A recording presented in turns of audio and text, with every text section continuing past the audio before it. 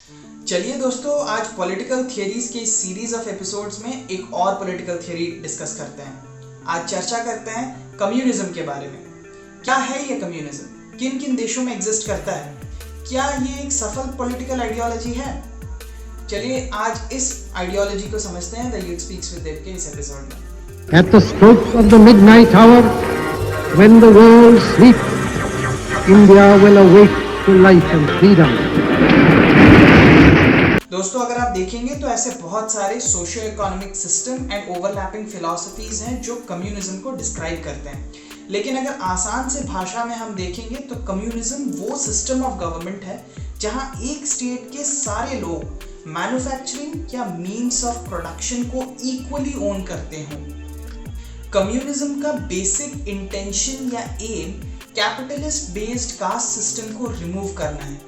Capitalist based caste system यानी जहां एक क्लास सारा काम करे और किसी एक क्लास को सारे बेनिफिट्स मिले। इसी आइडियोलॉजी पे बेस्ड हिस्टोरिकली बहुत सारे कॉन्सेप्ट्स आए हैं, लेकिन जो सबसे famous and ethically sound concept है वो है कार्ल मार्क्स और फ्रेडरिक एंजल्स का, जिसे आज मार्क्सिज्म के नाम से जाना जाता है।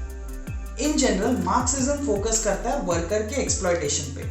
मार्क्सिज्म ये कहता है कि अगर ऐसा कोई भी बिजनेस है जहां profit generated by the worker business को जाता है ना कि वर्कर को, तो ये एक सॉर्ट ऑफ इनइक्वालिटी है एंड इसे जल्द से जल्द एबॉलिश करना चाहिए।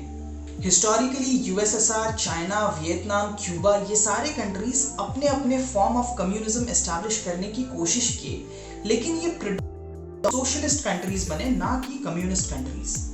Main difference between socialism and communism ये है कि सोशलिज्म ये कहता है कि वर्कर्स इक्वली प्रॉफिट और प्रॉपर्टी शेयर करेंगे, लेकिन ये कहता है कि मनी और ओनरशिप का कॉन्सेप्ट किसी भी काम में होना ही नहीं चाहिए। जिससे जितना बन पाएगा वो उतना काम करेगा, जिसको जितना नीड रहेगा वो उतना पैसा लेगा।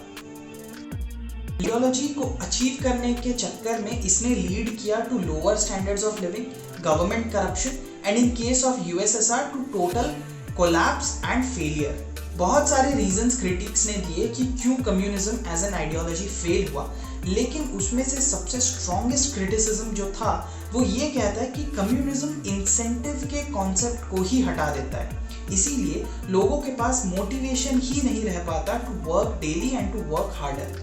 इसी चक्कर में लोग लिमिटेड काम करते हैं एंड इससे देश का डेवलपमेंट रुक जाता है, देश के डेवलपमेंट में इफेक्ट होता है। इन जनरल कम्युनिज्म को great in theory but disastrous in practice बताया गया है। दोस्तों, देश की बदलती हुई पॉलिटिक्स को देखकर हम सारे पॉलिटिकल आइडियोलॉजीज एक एक करके डिस्कस कर रहे हैं। आशा है कि आपको ये टॉपिक समझ में आया होगा, ये कॉन्सेप्ट समझ में आया होगा, क्योंकि हमें हमारे देश के लिए जागरूक बनना जरूरी है।